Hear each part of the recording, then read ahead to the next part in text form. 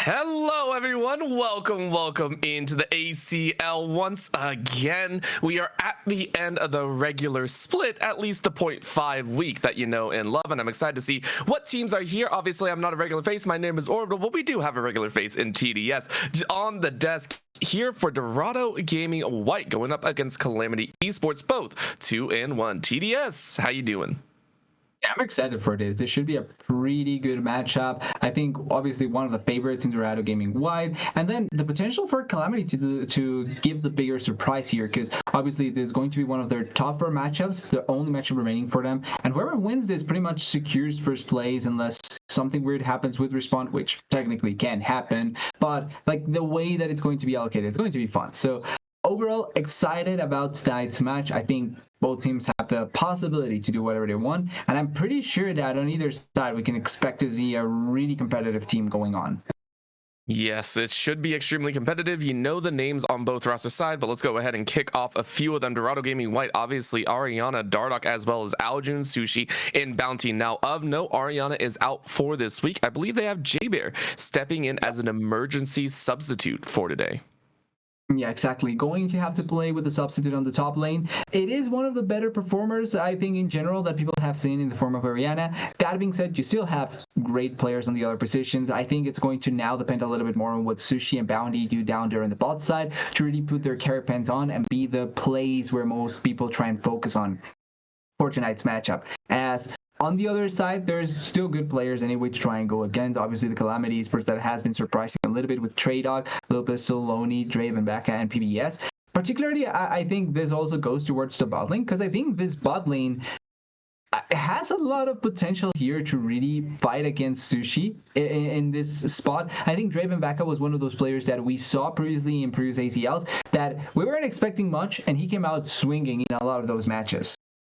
He really, really did, and that's what makes us very excited for today. Obviously, it was a 4-3 on the game record, but 2-1 is all the same for their current status in this division, in the Twilight division here, and that's what we're really excited. As you said, it is a little bit weighted in name power alone. Dorado Gaming White kind of hold all that star power, but Calamity Esports, they have that chance. So for game number 1, I'll be very interested to see exactly how things pan out here. I believe we have draft ready to go for this upcoming match, and to me that is going to be the main key player. I believe Dorado Gaming White are on the blue side to start things off, getting a little bit of functionality under their own breath there, and to me that's what I'm going to be watching for, is how cleanly can you kind of gather these pieces of the puzzle, and how well are you going to place yourself at appropriate power spikes here in game number 1. You need to get the right champions, you need to dodge a lot of those bans as well, and hopefully get that chance. I do apologize, Ariana is here. Going to be it is a decent shift. So Ariana in the top side, Javier in the jungle, Aljun in mid, Sushi at ADC, and Dardock at support, because Bounty is the one that is out.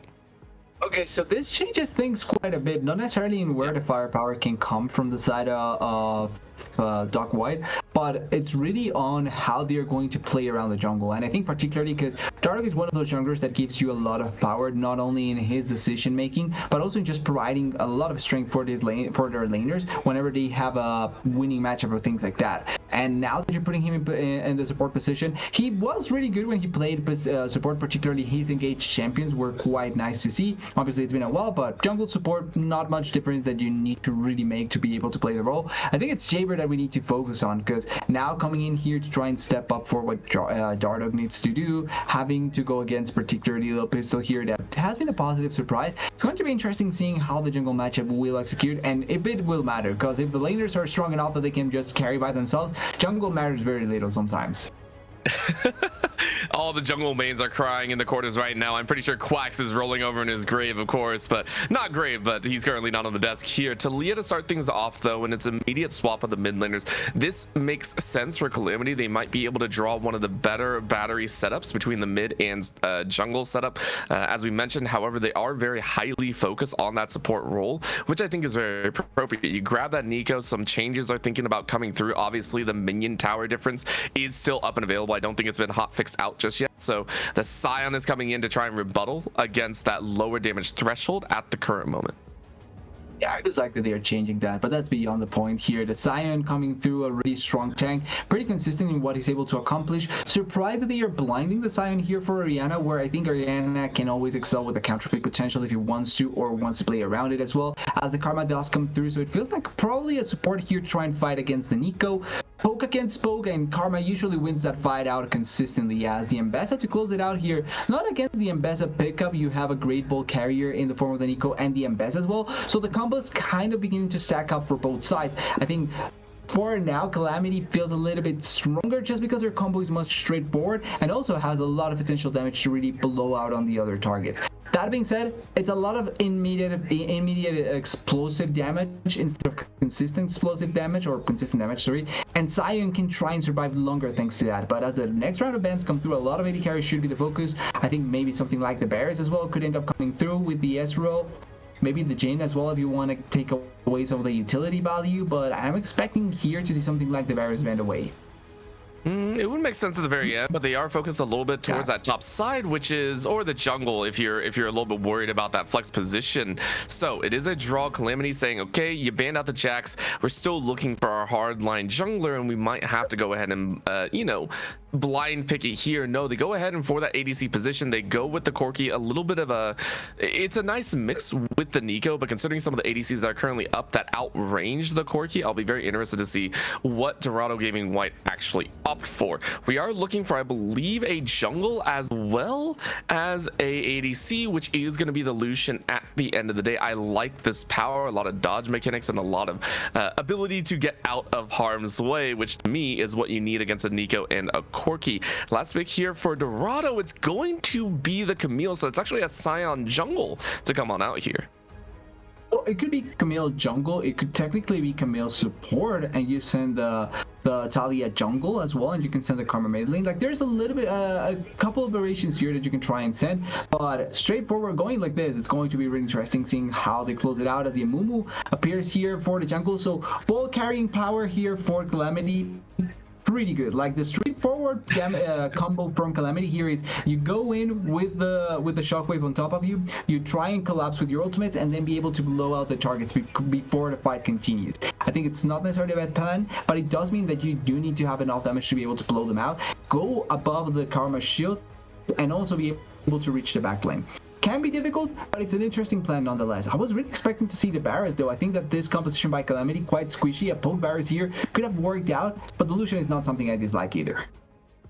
It's it's an interesting one, especially for a game number one. I feel like you do have a little bit of wiggle room, and it does feel like they are leaning a little bit more heavily into the early mid game with the power specs that they currently have. The Camille for late game can chunk out just about anyone, but the Lucian and Talia specifically, to me, they are leaning into, we are going to catch someone out, we're going to blow them up, and then we're going to run away, and we're going to repeat this process until we get victory at the very end, and then we allow the Camille to also find their picks. They never actually want to engage Calamity because of that wombo combo threat. So I like what Dorado Gaming White have chosen to do. We are going to see if this does pan out exactly like we thought, where the Scion's going to go, where that Camille's going to go, and depending if the Camille does run the Ignite as well, would be a whole difference. So it is actually going to be Ariana on that Camille bounty, rocking out here with that Scion, and a little bit of a shift in there. I don't think that's okay. A little bit of a shake up there. We'll get the right IDs, but for Trey Dog on the Ambessa, Lil Pistol on that Amumu, we got Loney on the Oriana, we got Draven on the Corki, and PVS on the Nico. Rounding out, let's go ahead and dive on into game number one of the ACL here this Friday. Starting it off like we usually see with just the starting competition, better said. It's only the teams trying to set up their vision control, their line of vision here as best as possible. Although I like the position here to try and maybe collapse onto the Talia in case she walks a little bit too far forward with the Amumu on the back. This could be a little with the Nico on the back. This could be a little bit scary for the Talia if they're not ready on the side of Aljun. How hard do they pressure this? I don't dislike it.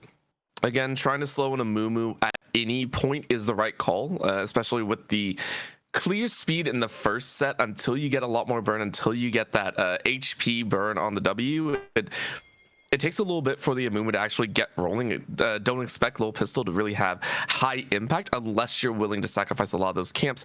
At the current moment, though, Dardock willing to sit inside of a brush. This is a standard Karma setup and a nice little pick. You land a little bit of the outer range of power Q, so you get a little damage down. Any damage that you get here is always allowing you to get the control on the lane, and that's exactly what the side of Dark W are doing right now, as the push keeps on coming, the damage keeps on coming. I also wanted to mention, since I'm honestly do not know how the Scion is going to work in the jungle, I'm not versed on the map on how the champion clears or how quick he is as of now.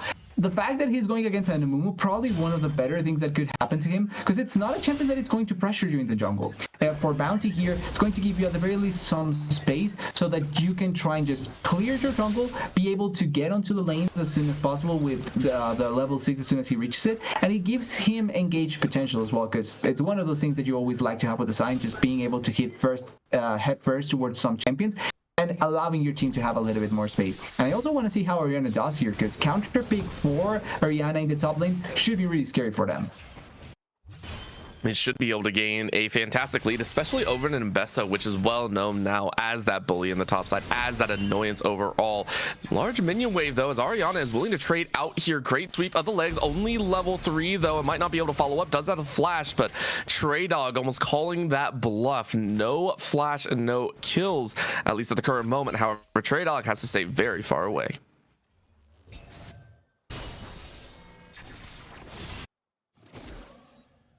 Slow pace.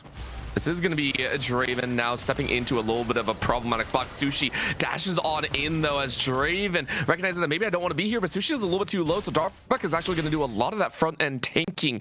Willing to get a little bit of a punch, but there is that dance that we talked about, and it's a little bit dangerous overall, but that's going to be a hook shot and landing. The rappel is perfect, but it's not going to be the kill as straight up flashes away to safety. Dorado Gaming White, of course, so far storming this early game, getting pressure in the top, in the mid, and in that bottom lane. I didn't know that I was muted, but yeah, perfect trades all around. In the top lane particularly, the fact that Oriana is gaining so much strength here by getting the push, forcing the teleport out, and even Tradoc here, even with the teleport back, he didn't TP back with full health, so he does take a little bit of trading here, giving position for Oriana to be strong enough. But you can see this, laning-wise, each lane gaining control of the map, giving space for the Sion to really do whatever he wants. And there's not much response that a Mumu can try and go for here. So overall, in general, for the idea that W want to try and play with, it's working out really nicely. Now, if they can pressure this even more and maybe find a kill threat at any lane, as, has to escape here. I like it. Again, Dorado has been playing very, very aggressive this entire game, which is what a Karma should do, but being allowed to, especially against a Nico, this is the appropriate way to deal with Draven, to deal with this Corki, to deal with this possible wombo that could come out here, really freeing up the opportunity for Ariana to go ham on the top side, because at this current moment, to me, we're watching this pressure all around. You're waiting for a moment to see where Lil Pistol is actually going to show up. As soon as you see that Amumu show up in one lane, the others are going to go all out on that fight. And the Fletcher Flash is going to be Sushi in a rough spot, but they are going to be able to survive. Another dash underneath the towers. Ariana gets a nice chunk out, but Mr. Dardock steps on up for an empowered blood, and a dash forward by Sushi brings the 2-0 close. Dorado Gaming White's bot lane showing up big. Yeah, and on the bot lane, they are cooking really good and they are eating delicious, because 2 kills going down there, 1 for Sushi, 1 for Dardock, and both bot laners really happy after this. And you were mentioning about the pressure that you were getting all around the map. The problem for Lil Pistol now is that if you leave the bot lane open, especially now that they are losing out on so many trades, and the Lucian is going to be 101, able to push onto you even stronger, then it gives the space to for Oriana to just keep on collapsing on the Tradoc. And now that he is going to hit level 6, June, good pushback. Now that Oriana is going to hit level 6, the lockdown against Tradoc and the way that you can set up 4 kills with Oriana and Javier on the top lane of the Sion, it's way easier. Like, this is going to become really difficult for Lil Pistol to know where to go and what to do. Feels bad whenever you, as a jungler, are kind of pulled in 14 different directions, and as much as you hate to do it, choose one. That's going to be a tag of damage, and the clone, the Lil Pistol, will be showing up in the bot side. A little bit easy to tell when it just walks in the lane like that. So Sushi and Dardock willing to kind of put that pressure down, but all right, I think it's very obvious which clone it is, especially when you do it on top of a war that you unknowingly walked over. So Dardock and Sushi saying, we got 3 on the bot side, no big deal. We'll keep the pressure up, but maybe not for Dragon specifically. Nice power Q once again, slowing down Draven, who has to Valkyrie out to safety.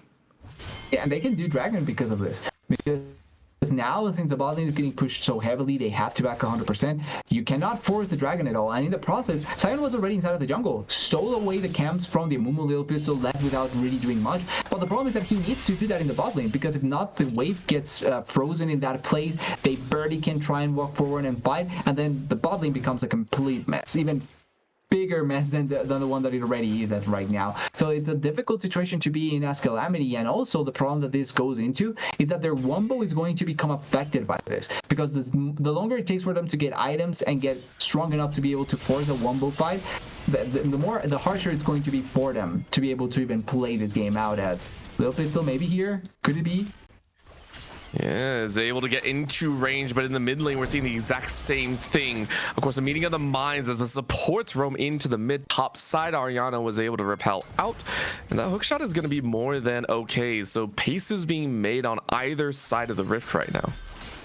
Oh, and wait. Nice shot. That's a good step up. Nice. Solid play from Aljun right there. Tradoc, though, on the top side, unfortunately losing their life, so it's a fight for fight's sake. And of course, it does lead Dorado Gaming White to get the feat of warfare for themselves.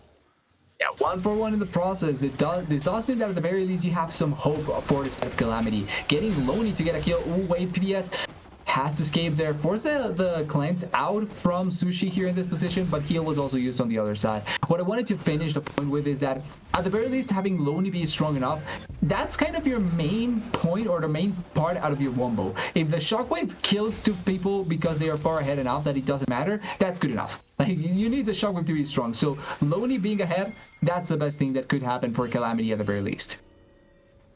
I gotta agree with you on that one. So get that power can be held, of course, in the mid lane. More aggression coming out of Aljun, who, after losing their life, isn't too happy about how things transpired. Little pistol, though, saying, I might have a chance here. Goes over the wall. Quick little tether. Crystal Stab Mummy is up, but you only use it on one player. So down goes J-Bear, but J-Bear says, I got the hands to fight, which actually puts Loney into a rough spot. You do have flash available. Not too far, though. You're hoping that you can walk your way out. Loney stepping back, gets tethered up. In comes Draven, though, and the damage is sounding. Of course, the Corki is able to slow things down. Another shove slows everyone, and Power Q again forces the barrier. Draven walking away from this very, very unhealthily, and a final Q will send it as Aljun gets the shield from Karma. Focus Up walks on in, though, and says, I am revived to bring the pain, and Dorado Gaming White make the Scion jungle work. I forgot about the fact that because Scion died so early and the passive also was he can farm, he just waits for enough time to come back here and he just gets there on time. He also bought Youmu's. Oh, Trade-off, wait. Oh, that was slow there. He also bought Youmu's, by the way, so he's even quicker just by virtue of playing the Scion with the build here. And 2 more kills for them, complete control of the map. In the process, Sushi was also getting plates down there. Ooh. Okay, that was good. I feel like we expected that one, considering how low Trade-off was and how aggressive Ariana has been this whole game. Yeah, it really goes to show why it's good when you get a counter pick for someone like Ariana, because you know that he's going to go to town with a pick. Like, he's actually going to make it work, and he's doing that exactly here, as they probably would like to try and force a dive here, but really good moves by Loney already trying to set up for a potential counter dive, and then Little Pistol as well, well positioned here.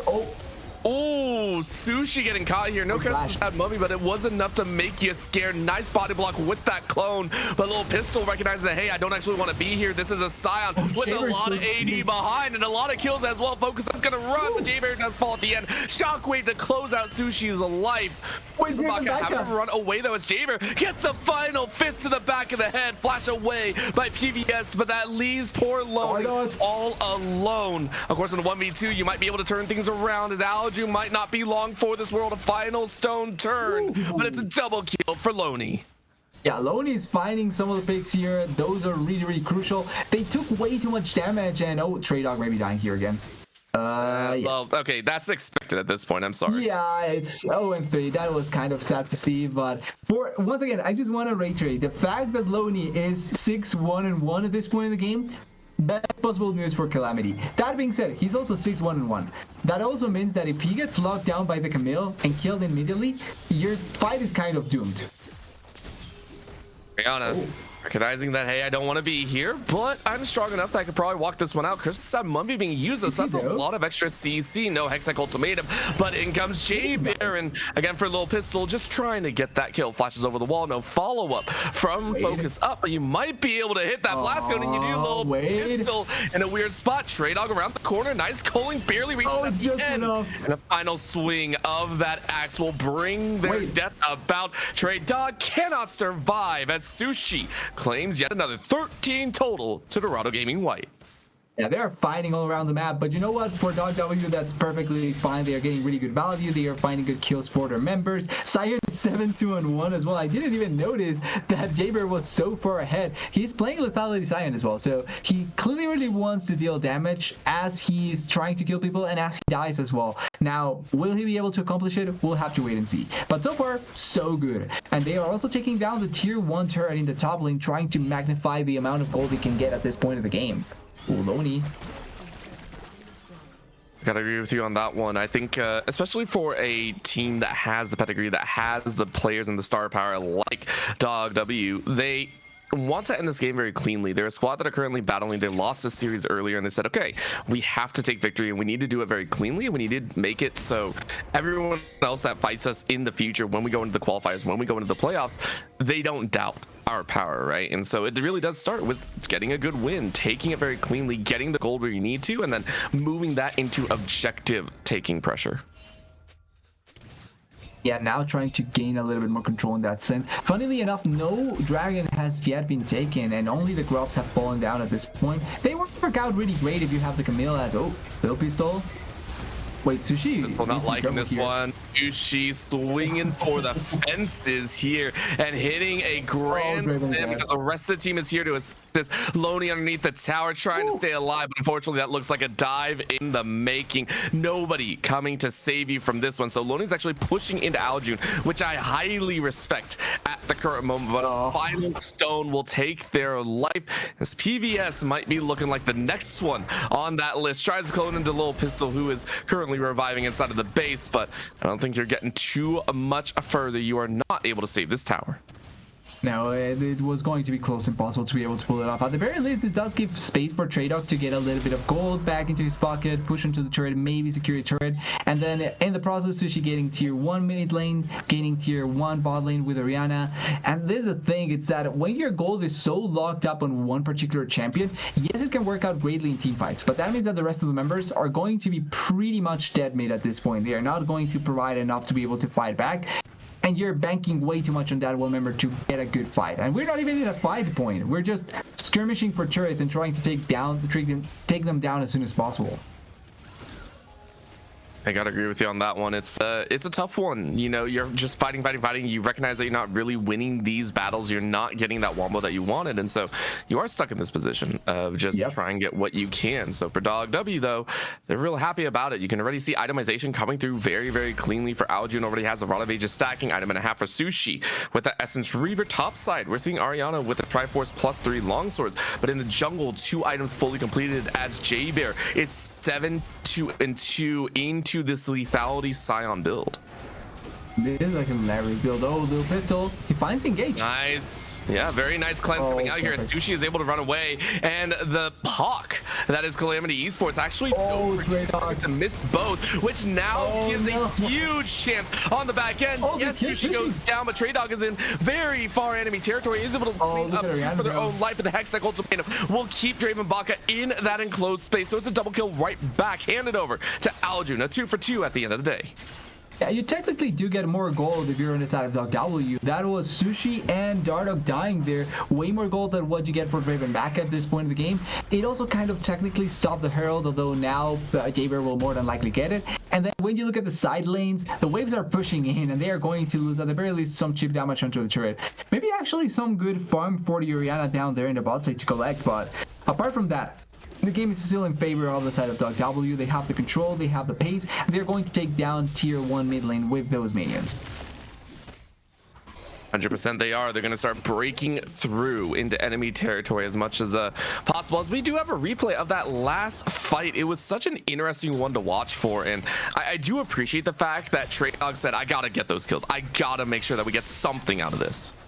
Yeah, they got way too confident here in this spot, at this point when they found Traydog on the side after he failed his ultimate, and good ultimate by Loney there. The Shockwave finding Sushi, being able to get so much damage down so that then Traydog can try and get on top of Mr. Dude or Gardock, sorry, as well. That was such an important fight in the way that Calamity were trying to get it. They need a couple more of those where Loney can kill Sushi in that manner. Maybe if he can kill Aljun as well in the process, that would be perfect. But those are the sort of Shockwaves team fights that you need to see coming through by Calamity. Problem is their composition isn't really the best for immediate fighting without the ultimates. You called out the fact that that Loney was able to hit one, same with Lil Pistol, but they're on a timer, right? It's always every 1.5 minutes to 2 minutes. It's not every 30 seconds like Dog W can do. They are able to pull off guerrilla warfare tactics levels of fights. They're able to break these moments like they're doing right now as it's a flash over the wall from Loney. As I just said, it feels like the team fights from Dog W are much more consistent in terms of how quickly they're willing to pull that trigger, whereas for Calamity, they got to make sure all chambers are ready to go before the shotgun fires here. Dardock though into the mid lane, helping out Sushi, trying to make sure they don't die as the TP comes in from Aljun just to cover their backsides. Yeah, just to be there on the back, being able to protect it.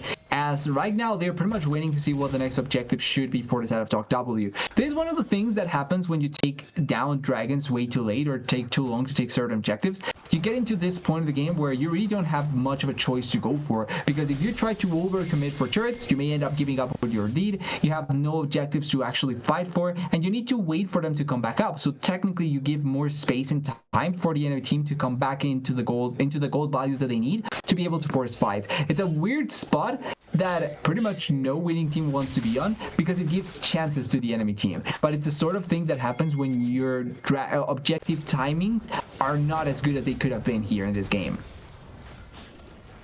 100% agree.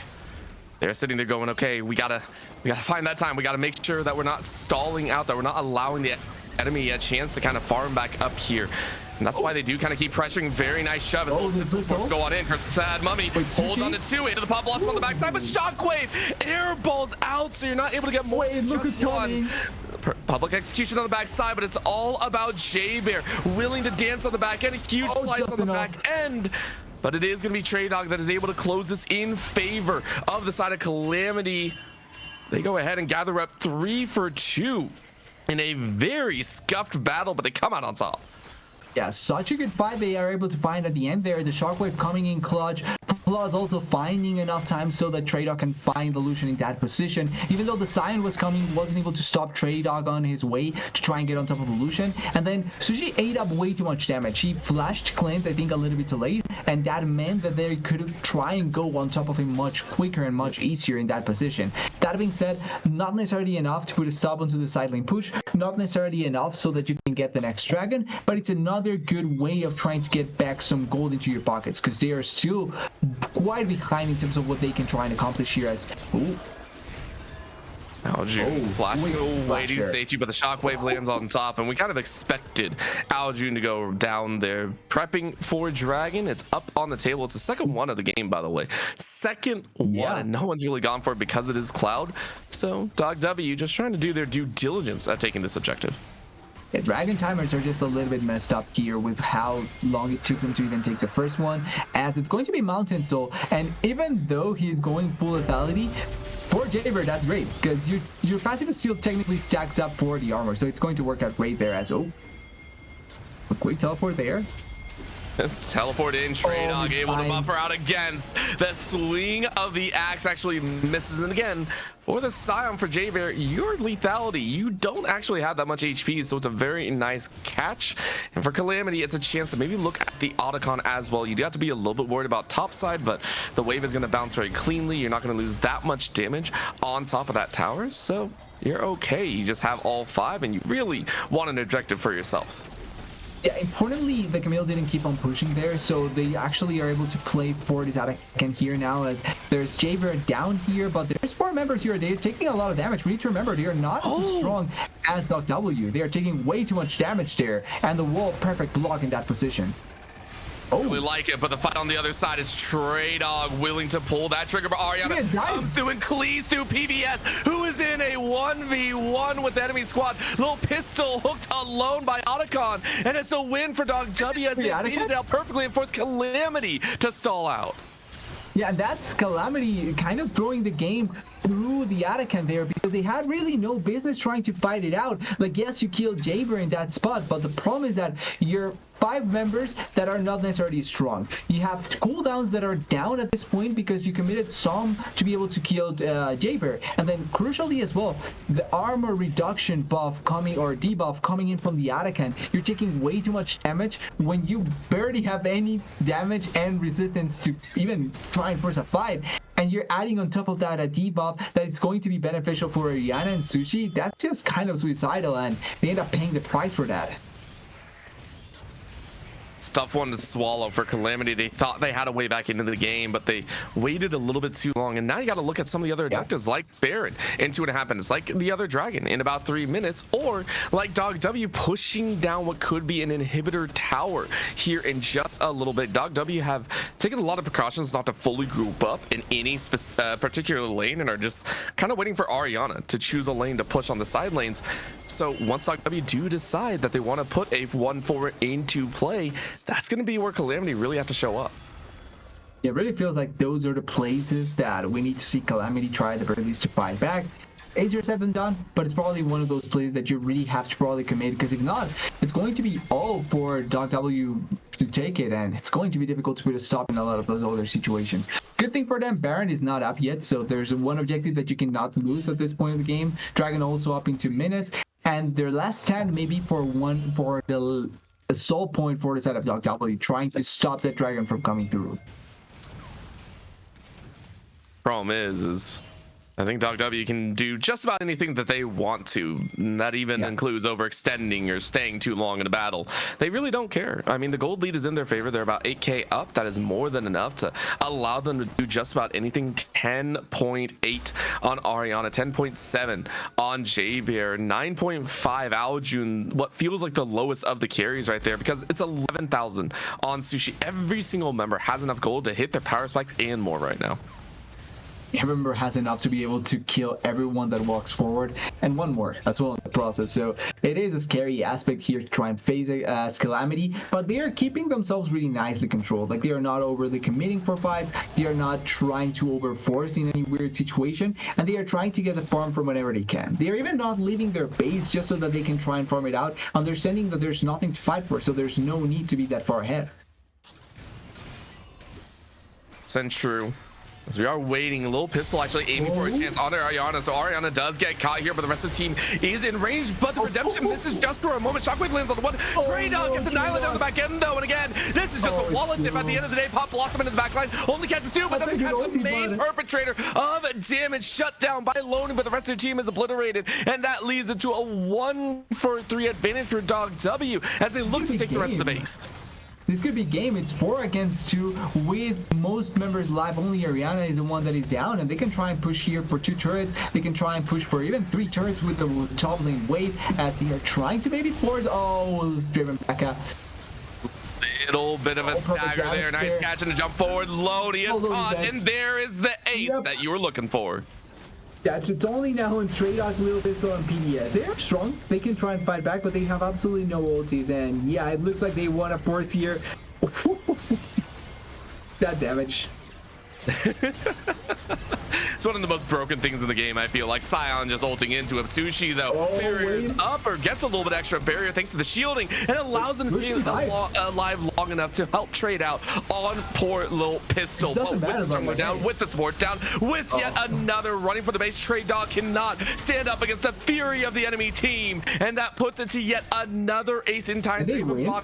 Will be up just in time to watch their next assault. Redemption coming in at the end to secure that finish. They want to farm kills a little bit more, though. However, they waited a little bit too long, and Shockwave is going to find 2 more. So they played with their food a little bit too long, but of course, it might be Dardock to finish it off. I don't think they can, though, as that's a triple for Loney to save the Nexus. Yeah, playing a little bit too much with their foot there. They are going to not be able to win the game, and this actually gives a room for Calamity to get the Dragon and even maybe go for the Baron. I actually think they probably will rush to the Baron buff there. As we see the initial part of the fight, they started on to Ariana, which I think it's not a bad choice. The problem is that you have way too little damage to try and put a stop onto Ariana. Ariana just playing around really, really well here, trying to get on top of certain members. She did take a lot of damage, so the Ariana ends up falling down, but after the force, it's just kind of impossible to escape because the members are way stronger on the side of Doc WS. We talked about this, Baron getting started, but Sushi is here, Camille is coming by.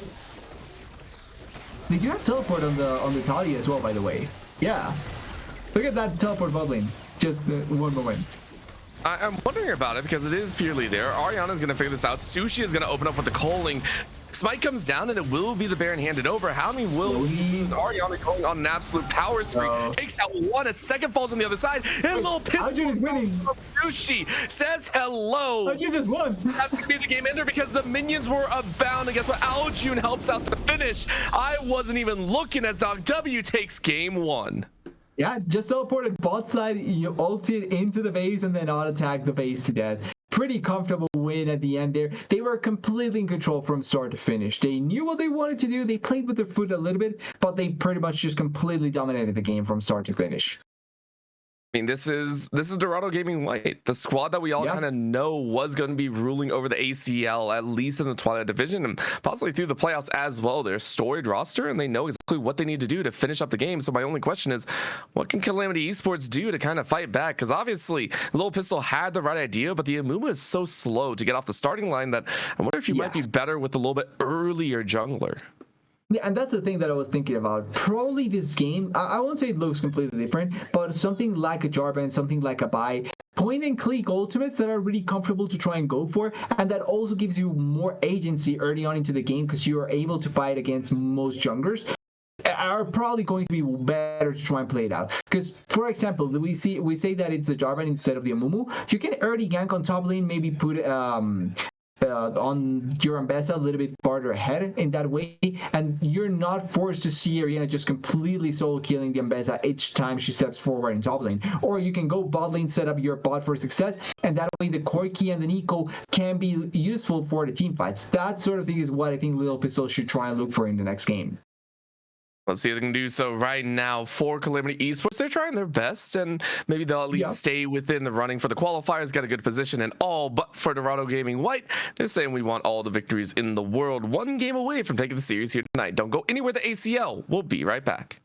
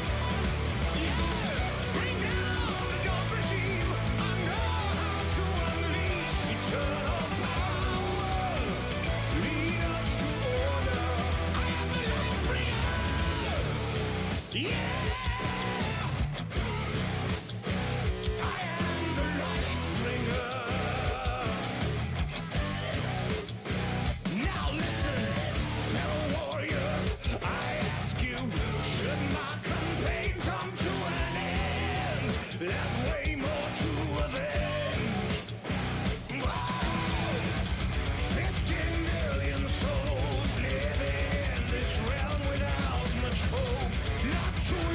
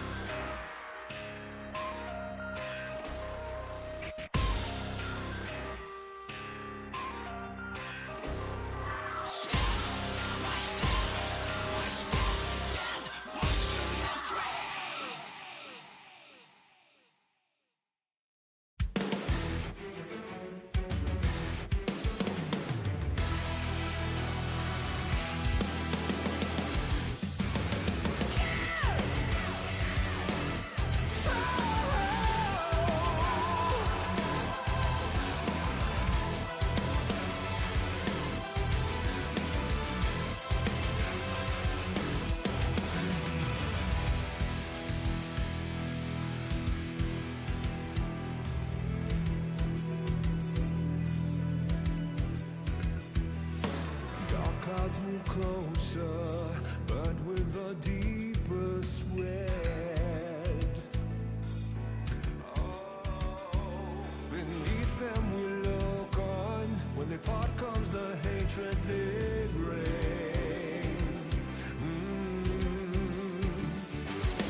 Lost in the dark, we've come so far.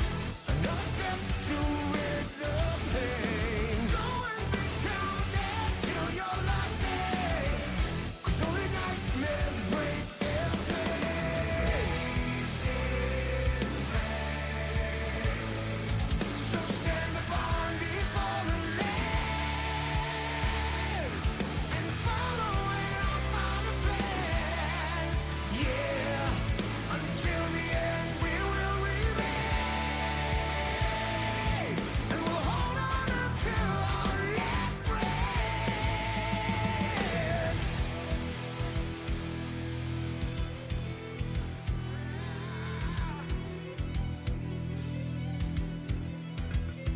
So what is to be left for us? My people look on and say, don't fear what you don't know, 'cause we're far from certain fate. And we'll make our final stand. Lost in the dark, we've come so far. Another step to rid the pain. Go and be counted till your last day. 'Cause only nightmares break their flames. So stand upon these fallen lands and follow in our Father's plans. Yeah, until the end we will remain, and we'll hold on until the last break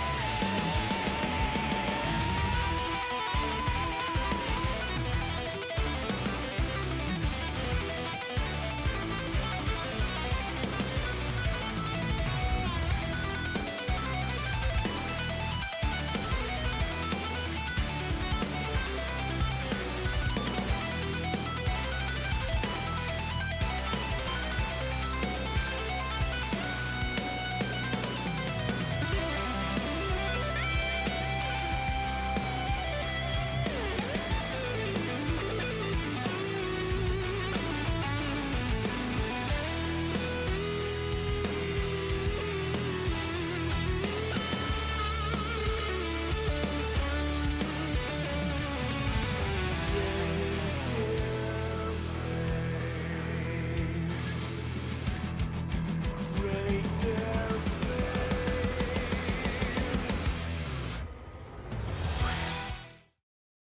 Off we go for game number 2, and I'm excited to see what goes down because Dorado Gaming White are still looking as dominant as ever. Now, the big question, of course, is exactly what they're going to play, because we have gotten word that not only have they swapped sides because Calamity Esports wanted the Blues side, but they're swapping around Ariana and J-Bear, as it will be Ariana in the jungle and J-Bear in the top side.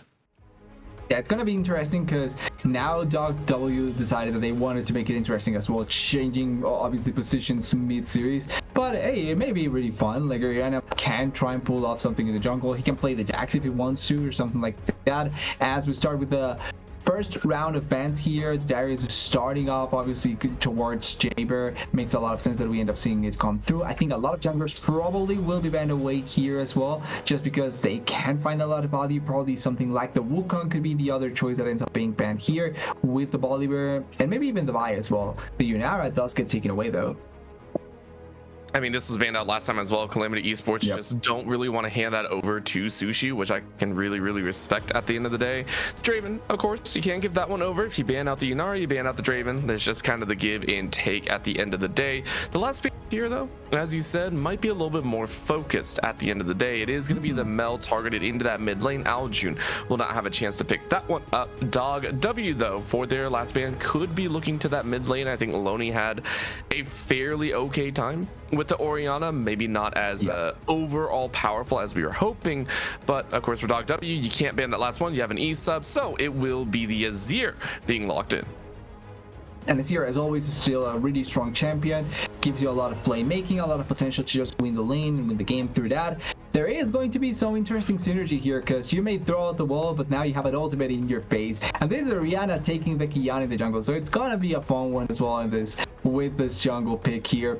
As I was thinking maybe we should have switched in the mid lane, but I like the Seraph, and this is actually such a deadly duo, because if Qiyana is fighting on the side trying to go for the solo kill and she's lacking a little bit of damage, Seraph just from really far away gives you that extra damage really quickly. So all in all, I like the pick. I also like the pillar here though. Messes up so much of what Qiyana and Seraph want to do, because Seraph in mobile and then Qiyana gets way too slowed by the Trundle. Already a lot of interesting mind games going in each side, as okay, Sante coming through to end it up. Not a bad choice for the last pick in the top laner. Blind as well.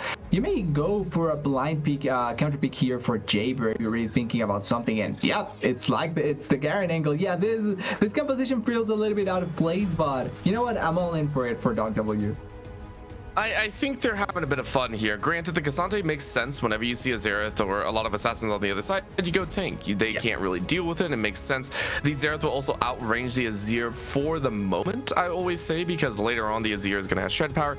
The Garen is just ridiculous, and I love it so much because it does give credence to a lot of power up to the top side. But now the ADCs are going to be pinched even more so, at least the bot lane. Overall, Caitlyn, Ezreal, as well as Yunara and Draven are all taken off the table with that Bard ban as well, targeting out the likes of PVS and Draven Baka, both saying that, hey, we can't let you have that freedom. So the Varus this time around banned out and not allowed for the series, meaning you could go ahead and blind pick the ADC here just fine, and you are going to go for a dive composition to follow up behind the Qiyana.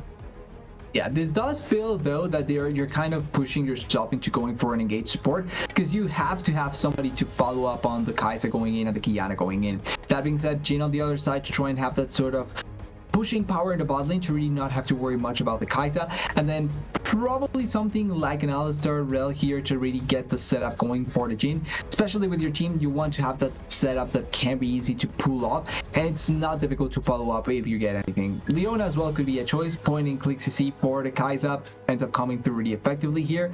And I'm expecting to see something like the Rakan or the Alistar to come through here from the side of Dog W. Rel is not bad, but I probably think Alistar would be the choice. I can agree with that one. I think Alistar has really been seen as the premier to also deal with Leona very specifically. It is that, premier headbutt, keep away the Leona, and all of a sudden you have a free ADC to play with. So it makes sense. Again, I would have also liked the Nautilus personally. I think Nautilus in any sense really fits, and I think the point and click CC specifically is one of the most deadly whenever a Kai'Sa comes in, whenever a Qiyana comes in, but the Leona does the same but better to a lot of people's extent. Feels a little bit solo queue though from Dog W. Have a lot of interesting picks at the end of the day. For Calamity, they drafted a fairly nice all-around composition. I think Calamity having a much more all-rounder sort of composition. You have great consistent damage on the Azir, you have good setup and long-range damage from the Jhin, you have engage power from the Leona, plus also shredding power from the Trundle as well as ultimate, and then a really good tank on the form of the Cassandra to take away some of the potential damage that will come through to your team.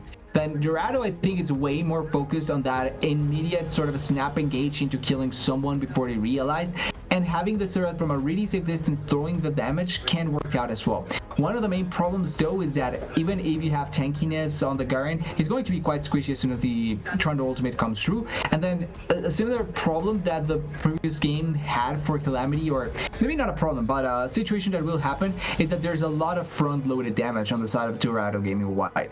If they don't kill somebody at the start of the fight, the continuation of it may be a little bit more difficult to pull through, because their consistent damage is not as effective as what Calamity does have.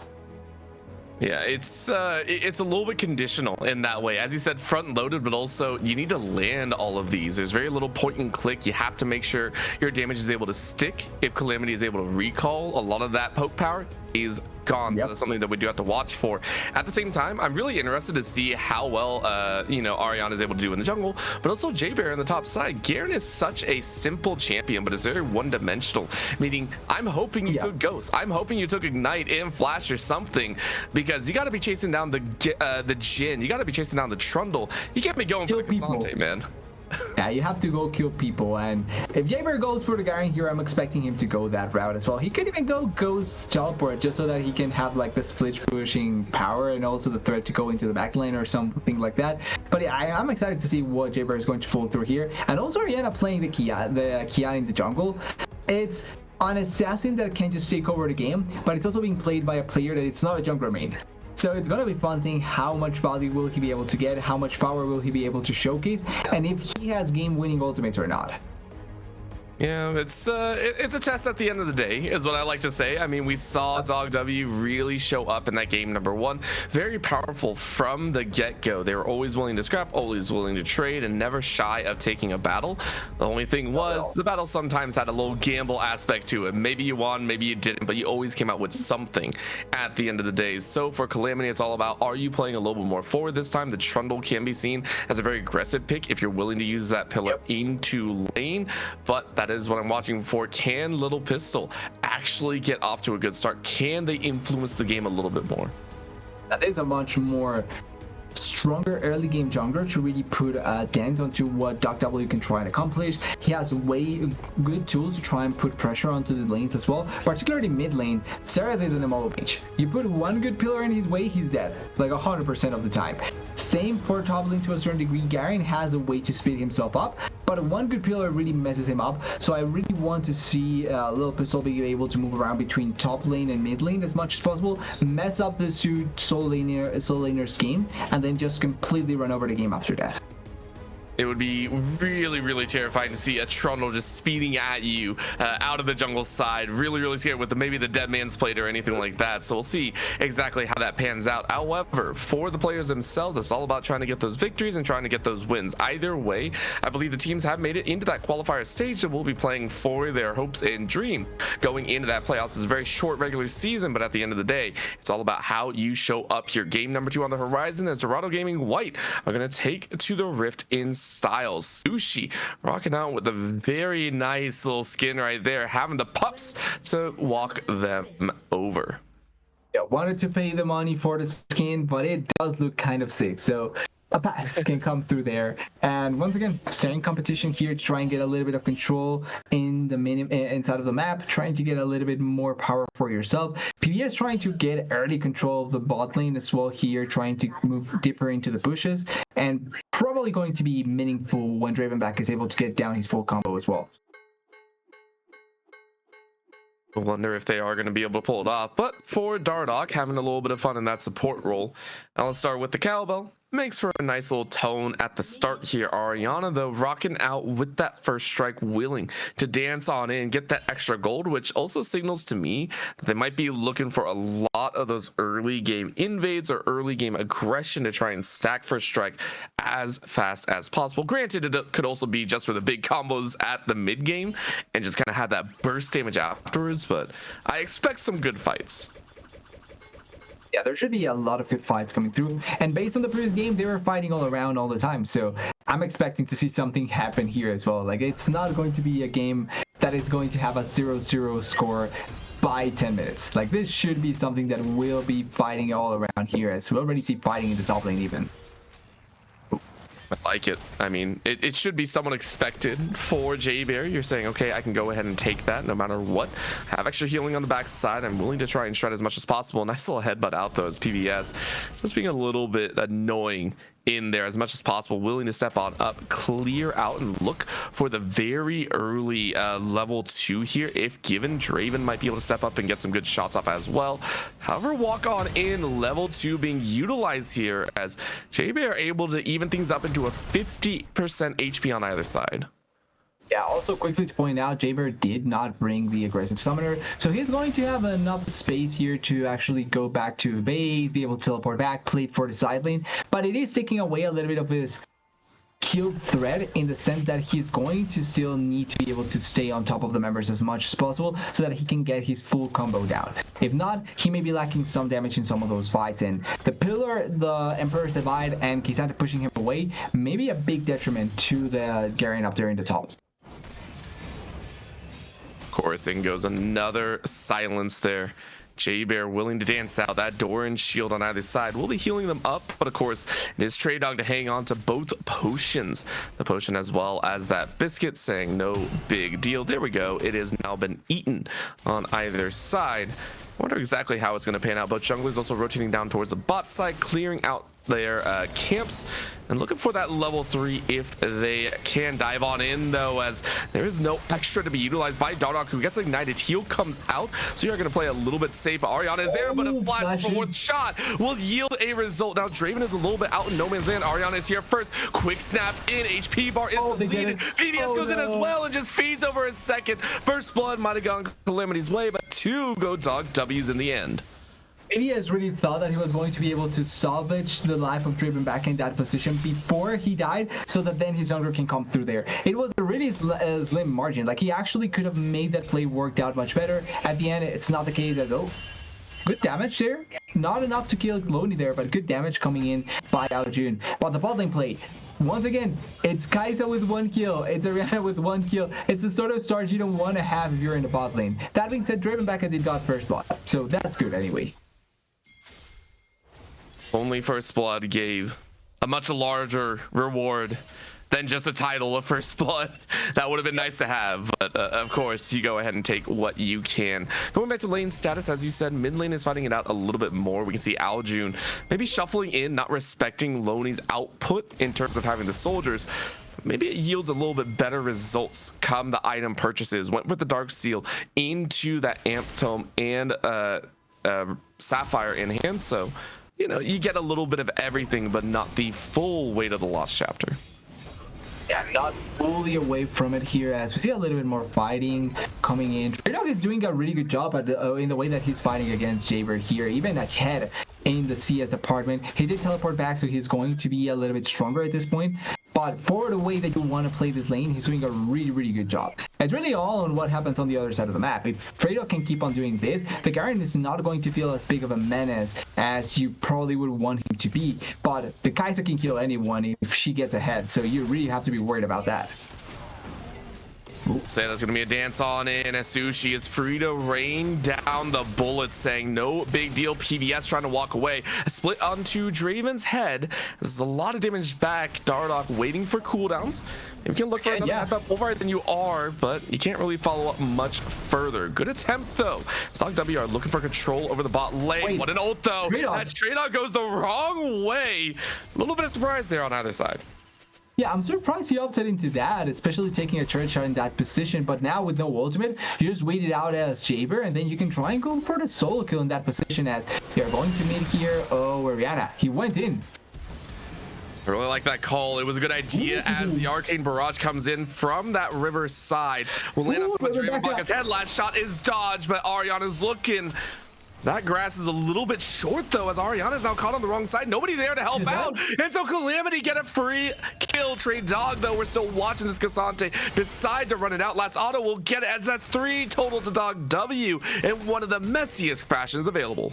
Yeah, no way that actually worked out, and now Luke is coming. Loney has flash and ways to engage into this fight. Yeah, he's going to go in. Oh, well, they get one at the very least. Calamity making the best out of this one, by the way. In goes Dardock just to try and, you know, give their life to save the ADC, which does work, but still, Calamity feeling a little bit better, tied in the kill count and keeping the gold close. Yeah, making it really as close as possible there, and even though it's not the best situation, you still get good gold by W, right? You are able to get some plates in the mid lane, you're able to take down a kill in the top lane, while the Garen also she's there. Yeah. Got baited. Yeah, that's TDS. That was Sushi just playing a little too close to the sun, I think. He was getting blinded by the skin lights. He didn't see it coming after that. Unlucky in that position. It's not the end of the world, buddy. You're giving kills to Lil Pistol here. 2-0 start for the Trundle is such a good start to the game for him, and he's keeping himself up as close as possible to the farm, as they are going to catch Lil Pistol walking through here as well. They are not going to see, actually they did see Ariana. Well, there's a lot of fights going on, about 15 yeah. different directions. Right now in the mid lane, Loney trying to stay safe with the headbutt. It's knocking him out of that Q range, so Loney might have a chance to run towards safety. Little Pistol is here, but it's a double knock up here for a final barrage of lightning really close. Oh, Here, Scream Display of Talent will catch Little Pistol out. Follow through by PBS's Ariana is on the wrong side of the map. It will get battered down. Focus up though, J-Beer trying to run away from the top side as Trey Dog is being able to slice them backwards. It will be Trey Dog winning that top side of the battlefield, and Sushi on the bot side. Barrier won't save Draven, so wins all across for everyone in this game. Yeah, it's difficult to argue who got the best out of everything, because you get a kill top lane, you get a kill inside of the jungle, so Trundle gets even farther ahead, but you also get a kill for both Sushi and Aljun, so your carries are getting quite fed at this point as well. All in all, both sides are just finding enough power to be able to entertain us with this, because everyone is fighting, it's none of our in-game, and we're bound to see at the very least a couple more fights coming through before even 10 minutes pass. DDS, what is this game? This game feels too silly, and I love it. Trey Dog went a little bit too cocky on the recall there, so Ariana able to siphon back a kill for themselves. 2-2-1. And you can get one of those kills there that are like random enough, that are funny enough to see, and I think that's what ends up happening here, as another kill going to the side of Doc W means that Ariana, even if not as strong as the Trundle or not with all those kills, still strong enough to be able to fight it out. And then particularly the fact that they are getting so many plates on the side of the W, making it much better for them to get the trades in their favor, because they end up finding more and more value in their pockets. I love this. Sushi baiting in PVS. Dorado hiding inside the brush, but is spotted out this time around. So everyone kind of playing on that tightrope style of gameplay right now. Draven also set with level 6, has the ability to open up with that curtain call. PVS might be looking for a chance of their own, but no fourth bounce with that grenade. So it is going to be a safe play overall. It's everyone kind of taking their pace of play throughout.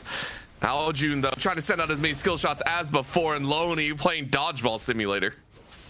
Is trying to move around as best as possible, as quickly as possible, so that he can find the right angle to not be hit by everything. I just want to quickly point out where Jaber is. He's just waiting on the side for the minion wave to appear, proxy farming as far away as he can, and Trundle is coming. Maybe they can put a stop to him. Actually, Jaber may end up dying here because of where some of the champions are. No, he's fine. Well, no one else. Okay. Yeah, because Trey Dog also opted for that. Yeah, he went for that as well. Went to the other side and said, "I can do the same." If he took a little bit longer there was a slight chance. But yeah, pretty comfortable for both top laners. Neither is going to die, and they are just doing what Singed dreams of doing, just proxy farming each wave and not doing anything else after that. But I do want to point out, and I want to give credit to Trey Dog once again, because he is really far ahead in terms of CS in top lane. Ooh. Nothing happened. He is, and he's only going to continue to be so, as J-Bear will find a very tanky Cassante. Saw a little bit of fighting up on the bot side of the map. However, no help for J-Bear as they tried to fight Trade-Off, but Trade-Off was able to win it out instead. So both top laners actually forced back to this farming style of gameplay. Dragon gently started up here by Ariana. The full commit now coming through because of Sushi. Right of the arcane being utilized here, though. His little pistol is helping to run interference. Loney not losing any more health. He did hit Miz a little bit of health there, but important that he's able to put this so much damage there, because now under turret, Loney has to be extra careful about how he moves around. As quick flash there, really good flash there by Aljun, but he may still die. Teams around. Solar Flare was going to land, but Little Pistol is going to get stunned up here. No flash available, though, as you called. And again, a Xerath without flash is just easy gold. Yeah, you can kill him pretty comfortably in that position. And then also the Leona to add on top of that, able to just stun lock the Xerath enough that he's going to die quickly. Really nice kill. Not enough to go over to the gold deficit that it's still there, but it's a good kill to try and get, because you want to magnify your damage, your gold value and damage in that sense. And they are finding really good opportunities to pull it off. As Jaber actually in a really weird spot here in the top lane. I think he's actually suffering way more than he probably wanted and is needing to suffer here.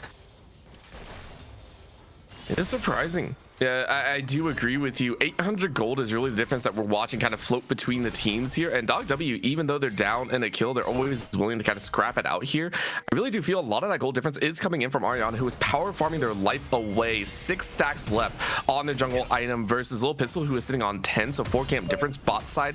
We're also seeing a shift. Sushi is starting to get a little bit of a lead there as well. So these differences between the two teams are starting to yield its head. Granted, 800 is not enough to really say the game is over one way or another. Yeah, the full-on value that you're able to get probably much better on the side of Calamity at this point, but Dog W is trying to fight it out as much as they can. In the bot lane, there is a slight lead for Sushi, like you were mentioning. There is a slight lead for Trey Dog up there in the top side. In the mid lane is quite equal, quite close as well, but Aljun still has a lead. And then in the jungle is much closer than I was originally expecting, because 4-on-1 Trundle is not enough to go over the CS lead that they have. Oh, nice little dive on in as Lee was able to join right at the King to back them off. That leaves PBS all alone. Well timed and well called. Might not be the biggest kill, but it's a kill nonetheless for Ariana. Yeah, it's a great kill there, and I want to shout out the way that they kind of played it out, because yes, the right of their king did not set an assist for Aljun, but he is able to move them away before he gets the kill. As you're looking to counter dive this. Ariana already went for it, but they found a much juicier pot. That's the really prize good. is taken away, plus the side beside Ariana with a sneaky double kill. Dog W taking victory in the bot side. Yeah, they maybe one more here. Stray Dog is taking a lot of damage, but he actually can turn it around. No ultimate though, so it's a little bit scary to try and look for it as J-Bear. Wow, what an aggressive flash for what feels like nothing at the end. Stray Dog's like, really? You're doing that? You don't even have Conqueror. Yeah, Trey Dog is actually surviving way longer than J-Bear can actually do damage to him, and I'm not sure if you even want to move closer to turret here, because you may end up dying. But focusing on the important part of the map, right? Bot lane, 3 kills they are able to get. They are able to get the turret as well. Look at how big the gold lead now became after how close it was for so long. As we see a little bit of a replay, obviously the top lane fight that didn't end up in anything, but the bot lane dive here. It looked like a good attempt to try and stop Dorado here, but the fact that they could react so quickly onto Little Pistol, and since he's not a Sankey and he doesn't have a lot of members to steal a lot of stats from, he's just going to get bursted out as Sushi. I like it. Good flash away, but can you turn around the damage here? It will be the deadly flourish into the curtain call. Sushi gets caught by Bullet 1. Body block coming in from Dardock to help with Bullet 4, but it's a double headbutt knock up, and again, PBS is in a rough spot. Sushi, though, not getting help from the rest of the team, so will be Draven to pick up Dardock's life. That was really close. Dardock played that out as best as he could in that position, almost getting the kill onto PBS there, and they are waiting here to maybe try and get something back, as J-Bear has to be careful, but wait, actually. Dang, that's rude.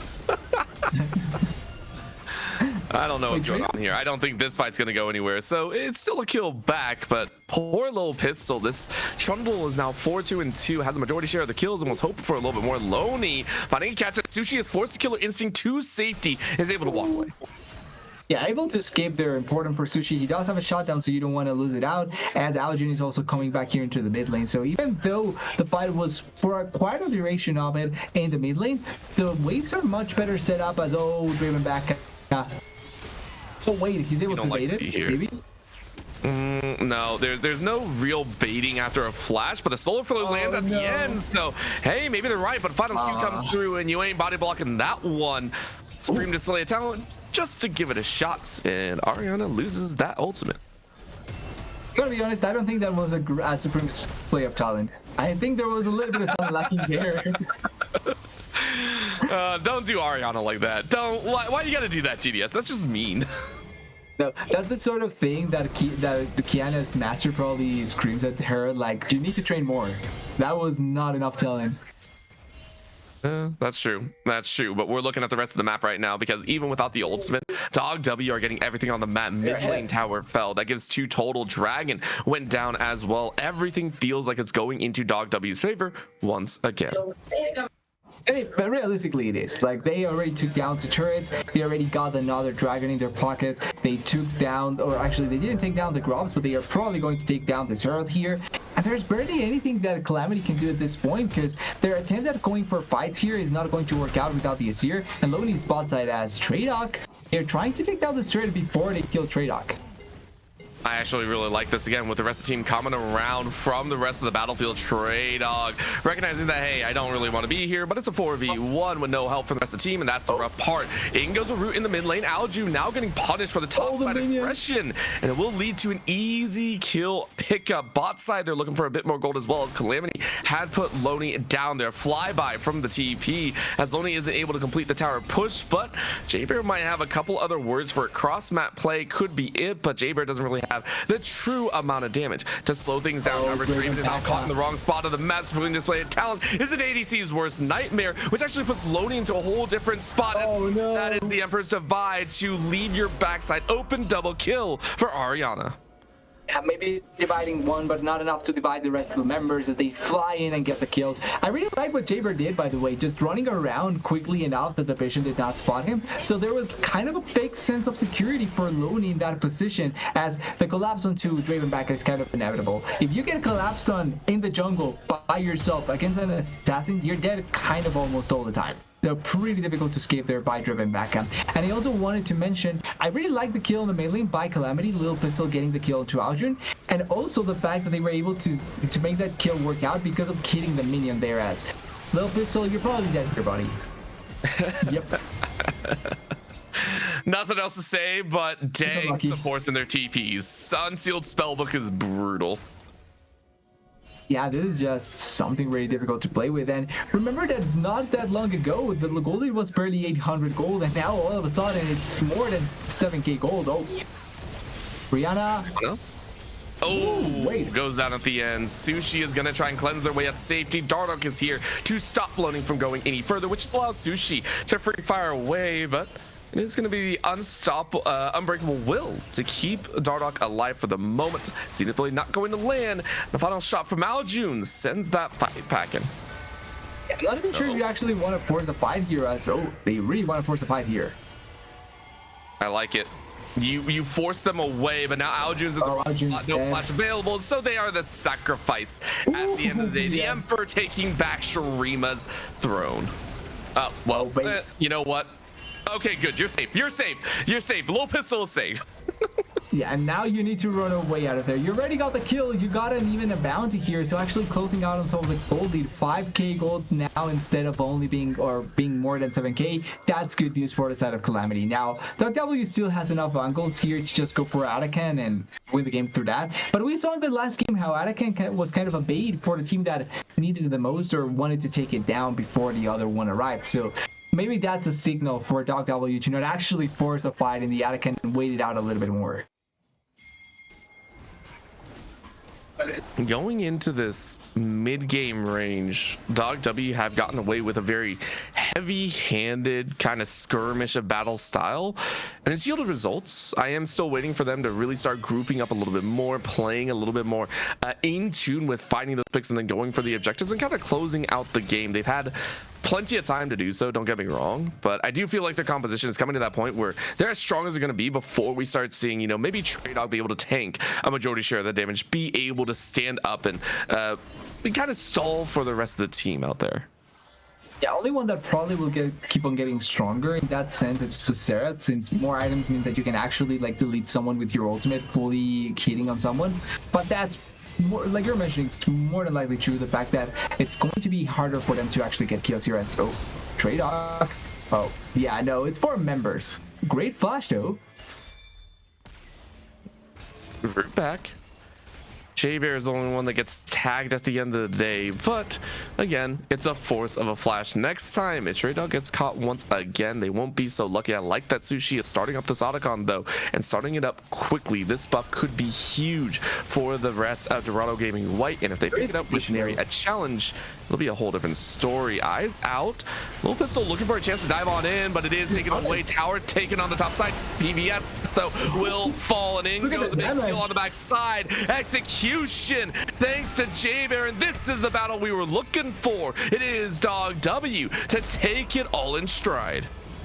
Yeah, they just put down the turret, but they put the Herald in the process, and it's going to be another objective in favor of the side of W. And it was such a quick snap decision. Oh, wait. Oh, Nice wait, diversified loading. to get him close. Harold is on the other side though. Oh, and guess no, what? no. Dorado goes straight to the back lines. Nice force shot, but guess what? Run, Jaber is there. run. He says, focus up. Hold on to your bridges. Wait. Because this might be a bad sign. Wait. A charge. Oh. Harold to swing by for a drive-by. Yes, your team might die, but holy cow. It's a fancy almost ace at the end of the day. Yeah, and Cow did they kill there? They did kill the Alistair in the process, but that's, I think, oh wait.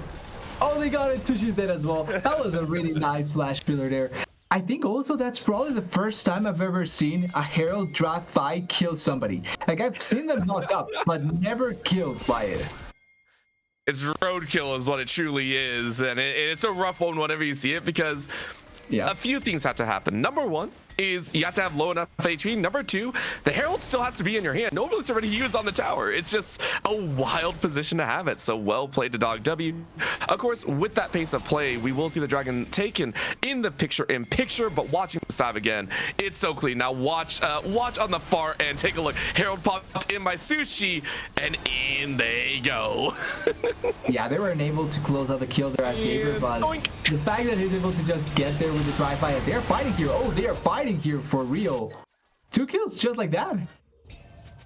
Dragon taken, so at least Calamity are like, we got the objective, but what did we pay? We paid 2 more kills. So Dog W are like, at this point, Chemtech solo is not our big priority. We just want more kills. We want more gold. We want to buff up our already 7.5k lead into a much more for ourselves. But is that objective worth the 2 kills that you just lost there and the kind of pace that you're True. just giving back to the side of the W? Because now they're pushing mid lane tier 2 once again. They're pushing top lane tier 2 as well. And Traydog, yes, he may be tanking, but he's taking a lot of damage here from the Kai'Sa, which is about to reach 3 items after this future bag that she's going to get there, as it's very difficult to put a stop onto the pace that Doc W is trying to play with. But I like Calamity's plays. Like, there's some plays from Calamity that, if not for the huge gold deficit, could have worked out marvelously. Oh, like this. Like this one. Like that one right there. You get a good little catch. Redemption comes on in and it's forced. Ooh, but the perfect gold there. difference is going to come into play here. Nice knockback, but the HP bars are a little bit too high. Dorado with that unbreakable will is going to get a little body block coming in from the side of J-Bear. Sushi is untouched though at the end. But guess what? Aljun is here with the barrage.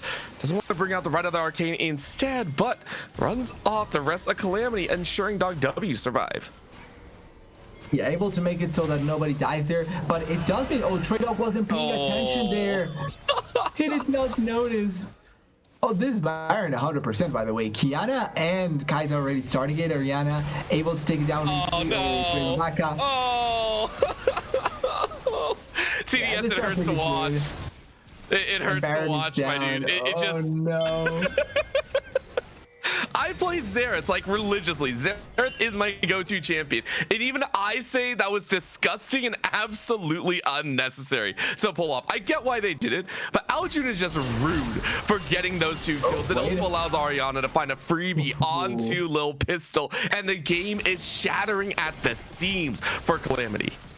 Yeah, it doesn't. It feels like there's no turning back after this point, because it's just Dog W all the way. They are finding the pigs, they are finding the kills, they're even getting onto members in the base. Sushi didn't even care about it. Yeah, he's going to finish hitting the turret, and hey, they killed Jaber. 1. You start with 1, and then you need to make that 2 and 3. But 1 is better than 0. 100%. And when I say falling apart at the seams, it's more like their defense. The game has been really in Dog W's favor for a while, but there was a moment where Calamity were able to hold a staunch defense up, but those 2 kills on the far side and the Baron kind of broke that open, and now it's a free fire. It's all about that poke. You can see Aljun in the back line with double buffs up, saying this is Poke City all day long as the inhibitors are taken in clean style 1, 2, and 3. Yeah, they do have the numbers advantage here as Calamity, but the damage advantage just feels that it's much better on Doc W. And you already mentioned the poke. Kai'Sa also has the W leveled up now, so she can also follow up with that poke as well. That's a lot of consistent damage that you're able to get if you're able to connect that. Look at Sushi, completely brave, doesn't fear anything, can go forward without anything to worry about. I mean, this is just brutal. You can see every so often a member of Calamity trying to go back to get their HP bars up. Curtain call being utilized, but no one's really in range. Here. Dive forward. I like this call. That's gonna be one. Loney is able to hang on. In goes little pistol as well. Oh, the previous play out. Turns it on its head. Low HP bars for the right of there. Kane. Is it going to land? Not really. Last shot to fire off. Little pistol knocks down. But it was a turnaround. A turnaround's there as Calamity looked like they were going to find more. It's a 2 for 3 at the end of the day. Yeah, they're not able to close it out in the way that they were looking for it.